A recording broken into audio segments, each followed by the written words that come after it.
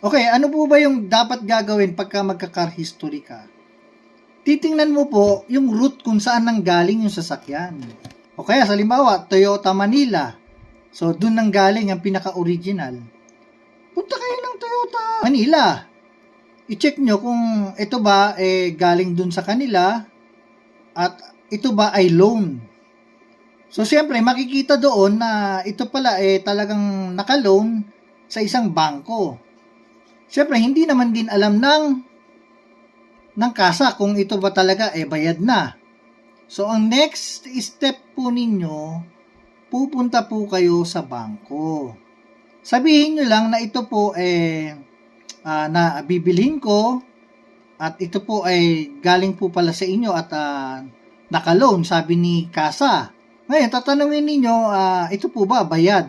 Pag sinabing bayad, okay, malinis ang papel.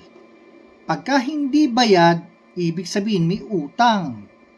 Yun po ang nakalimutan ng financing o nung ibang bumibili ng second hand. Medyo mahirap gawin, isang step o abala, pero ito naman po ay makakapagligtas sa inyo na makabili ng isang sasakyan na may problema pa pala.